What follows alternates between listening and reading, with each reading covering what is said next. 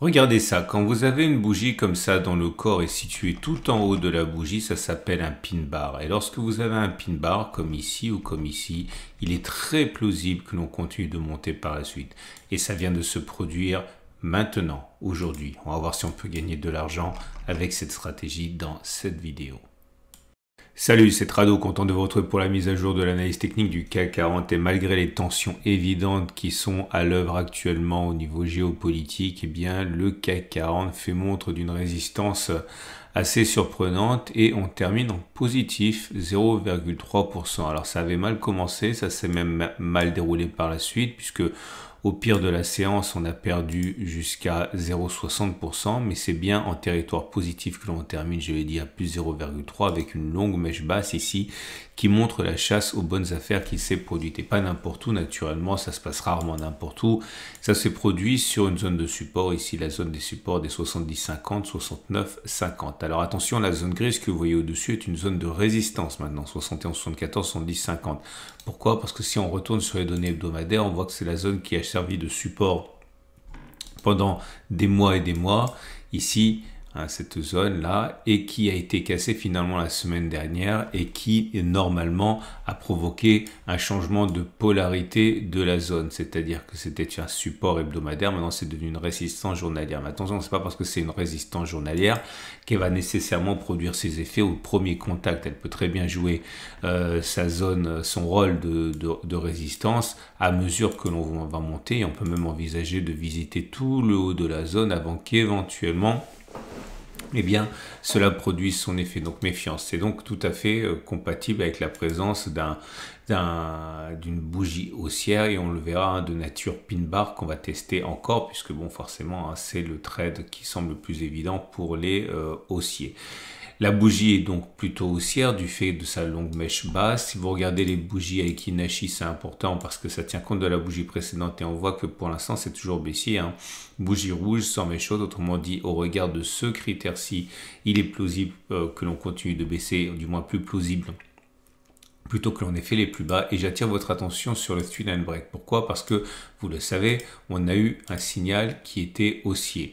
On a eu un signal qui était haussier sur la bougie précédente, là, ça s'appelle un bloc, et on a testé encore que lorsqu'on a un premier bloc vert, comme ça, il est beaucoup plus plausible que l'on ait un second bloc vert plutôt qu'un bloc rouge. Vous voyez, bloc vert, et encore des blocs verts, pas toujours. Là, vous avez un premier bloc vert et néanmoins un bloc rouge, mais c'est vraiment pas ce qui se passe le plus souvent. On a vu un plus de 80%, 90% même de chances pour que le prochain bloc soit vert. Ça veut dire quoi? Ça veut dire que tant que l'on n'aura pas clôturé en dessous du plus bas de cette bougie-là, c'est pour ça que ça s'appelle un three line break, tant qu'on n'aura pas clôturé plus bas que ces trois bougies-là, eh bien on aura toujours la possibilité d'avoir un bloc vert. Et en ce sens, et je l'ai déjà mentionné la dernière fois, si vous croyez à cette statistique, la baisse à laquelle nous assistons actuellement est surtout une opportunité pour entrer à faible coût dans le sens de la statistique, à savoir celui de l'inscription d'un bloc vert avec un stop de protection relativement court, puisque vous voyez qu'il y a beaucoup plus à gagner vers le haut qu'à perdre vers le bas,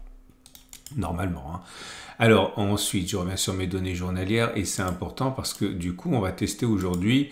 Encore une fois, je suis désolé, je l'ai déjà testé récemment, mais il n'y a pas grand-chose à tester et puis autant tester ce qui va être entrepris. Eh bien, le pin bar. Le pin bar, je vous rappelle qu'il s'agit d'une bougie qui se caractérise par le fait que vous allez avoir un corps qui va être dans la partie haute, dans la partie très haute de la bougie. Mèche haute ou mèche haute ou pas, ça compte pas. Ce qu'il faut, c'est que le corps soit au moins dans les 38,2% supérieurs de la bougie. Alors, c'est pas la définition réelle du pin bar, mais je trouve que c'est vraiment facile pour les débutants de s'y prendre comme ça pour être sûr qu'on est bien face à un pin bar. Donc, vous prenez les Fibonacci, vous divisez la bougie en niveaux comme ça, et vous voyez que ce corps ici a bien lieu au-dessus des 38,2% de Fibonacci, donc c'est qualifié pour être un pin bar. Et on va regarder maintenant s'il est plausible que l'on continue de monter ou pas suite à ce phénomène. Et alors là, par exemple, là, c'est pas un pin bar. Vous voyez, c'est pas un pin bar parce que si je pose les Fibonacci dessus, vous allez voir que le corps, il descend en dessous des 38,2. Il a presque touché les 50%. Donc, ce n'est pas un pin bar. Okay, et j'insiste, le fait qu'on ait une mèche haute ou pas, la couleur ne joue pas. Alors, par contre, là, on a effectivement un pin bar ici. Cet élément rouge, je vous le montre pour mémoire. le corps est bien compris dans les 38,2% supérieurs de la bougie, ici.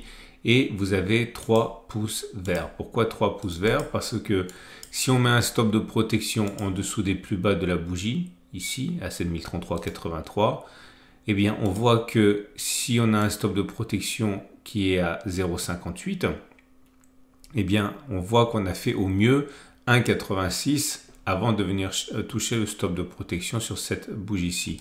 Autrement dit, 3 bougies pour dire qu'on a fait au moins une clôture au-dessus. En fait, c'était fait dès cette bougie-là. Ensuite, on a fait une fois la distance au stop de protection et même 2 fois, et plus en vérité, hein, la distance au stop de protection. Donc, vous avez 3 pouces verts. Et là, parfois, vous avez 2 pouces verts et 1 pouce rouge. Pourquoi? Parce que vous aviez bien ici un pin bar, là, vous voyez. Et lorsque, si on met un stop de protection, donc ici, on voit qu'il a été touché là.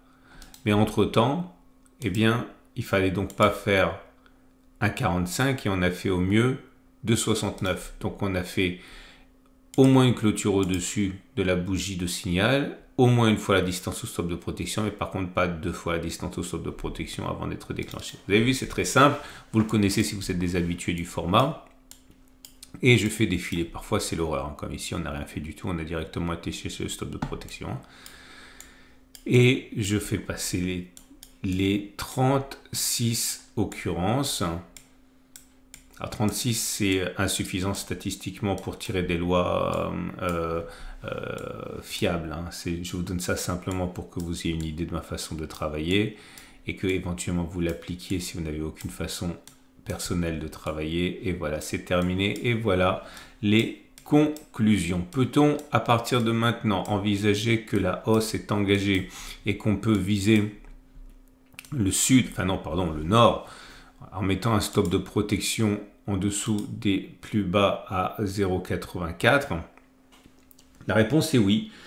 Dans 23 cas sur 34, ok, on a clôturé plus haut que la clôture de la bougie de pin bar, autrement dit 67% des cas. Même résultat pour une clôture à une fois le risque, à une fois le stop de protection, donc on peut viser 0,84. Ça a fonctionné comme ça 23 fois, ça a échoué 11 fois aussi, donc 67% de succès. Par contre, si vous voulez viser 2 fois la distance au stop de protection, donc ça veut dire 0,84 fois 2, ça fait 1,68, si je ne suis pas très bon calcul mental, donc ici, vous aurez raison, 47% des cas sur les 34 dernières occurrences, hein, ça a fonctionné 16 fois, ça a échoué 12 fois, ça ne veut pas dire que ce n'est pas rentable, hein, parce que vous comprenez bien comment ça fonctionne, le trading, sa différence avec l'analyse technique est là pour prévoir ce qui va se passer.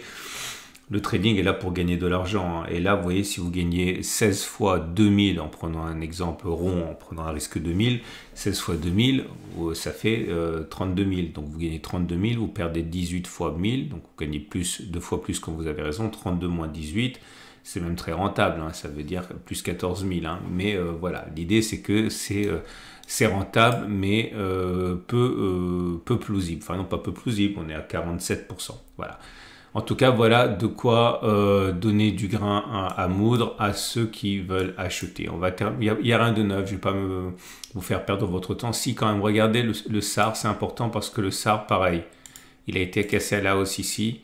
Et lorsque l'on casse le SAR à la hausse, il est rare que l'on ne fasse pas une nouvelle clôture au-dessus des plus hauts de la bougie de cassure. Alors, c'est moins vrai quand on est dans un trading range.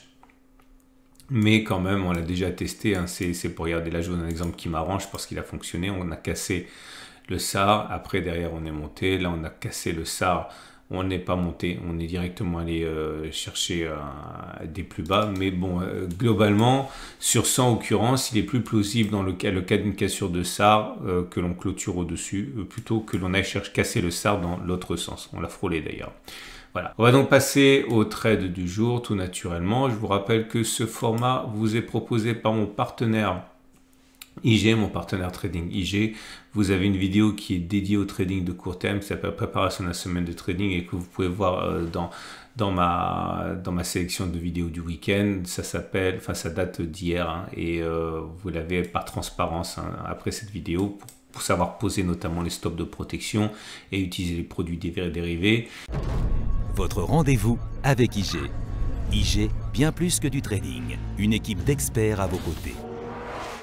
Donc, si vous êtes haussier, vous avez compris, vous pouvez utiliser ce qu'on a testé aujourd'hui sur le pin bar. Si vous êtes baissier, c'est un peu plus compliqué, j'ai envie de dire, parce que là, vous êtes sur un support avec un signal qui est haussier, donc c'est un peu dangereux. Je pense que les traders qui ont un biais baissier auraient peut-être intérêt d'attendre un petit peu que ça monte. Ok, et une fois que ça aura monté, attendre un signal baissier ou pas, et puis spéculer à la baisse avec un stop de protection. Alors soit donc si on parie sur un retour sur les plus bas et qu'on met un stop de protection au-dessus du gap, c'est un très bon rapport au ratio gain-risque. Vous pouvez même le mettre au-dessus de tout là, hein, et vous aurez également un ratio gain-risque à peu près de 1. Bon, c'est pas mal, hein, mais en tout cas, dans l'immédiat, spéculer à la baisse, on va dire, c'est peut-être pas forcément ce qu'il y a de plus prudent. Voilà, je vous souhaite un excellent week-end. Je vous remercie d'avoir été si nombreux à regarder mes précédentes vidéos, notamment celle qui s'appelle « Que faire quand on anticipe un crash ?» C'est une vidéo que vous avez été... oui, près de 4000 à regarder, donc merci beaucoup. Je vous dis à demain pour la mise à jour et n'oubliez pas que dans mon onglet communauté de la chaîne YouTube, j'ai mis des alertes, hein, je vous montre ça, ça se passe ici. Vous allez sur ma chaîne YouTube, vous cliquez sur communauté, vous allez voir, j'ai mis des alertes de trading, notamment pour le DAX. Ok, donc si vous voulez en savoir davantage et éventuellement d'autres choses, onglet communauté de ma chaîne YouTube, il y a des nouveautés tous les jours.